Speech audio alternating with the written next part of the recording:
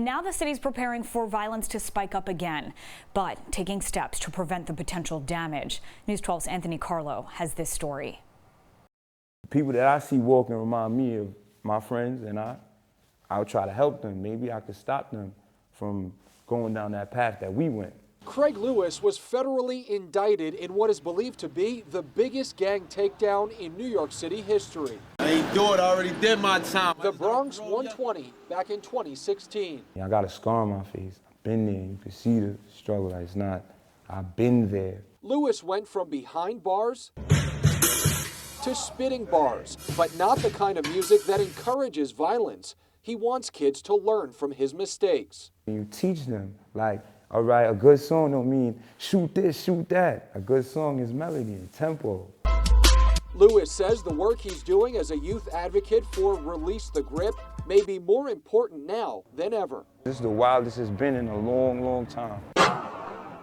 New York City.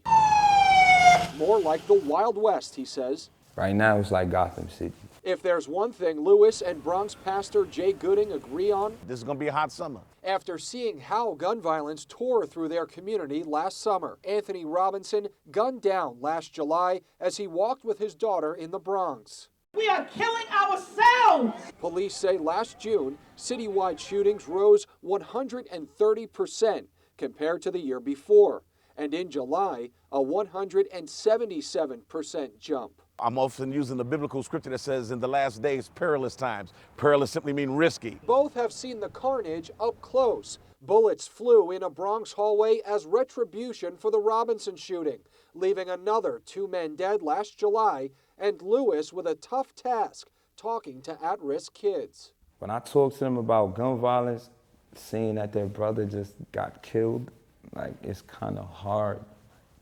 It's kind of hard.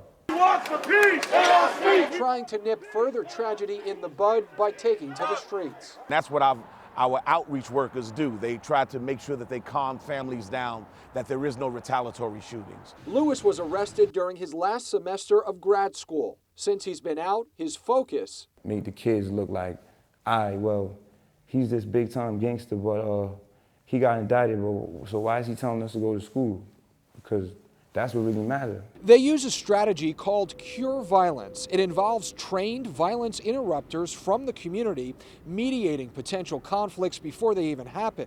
The city is now expanding these programs to at least 31 sites, including right here within the 49th Precinct area in the Bronx. This is a proven approach, so much so that President Biden has now invested literally billions. We're going to double down on it now. Kevin Riley, growing up, I had a very violent upbringing. now a Bronx councilman, worked with the mayor to secure funding for the Cure Violence expansion. Even having a gun pointed in my face as a younger kid, I could have grew up and retaliated, and I could have not been a council member today. I could have been in jail or dead.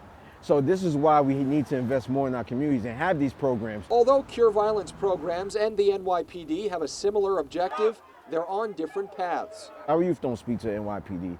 They will speak to the Cure Violence prevention directors and officers and staff more before they will speak to NYPD. So that's why it's so imperative to have them down here to de-escalate any situation that are happening within our community. Lewis has found his purpose: encouraging kids to pick up a mic rather than a gun. Change even one, he could be the president. Looking to help them grow up, not get gunned down.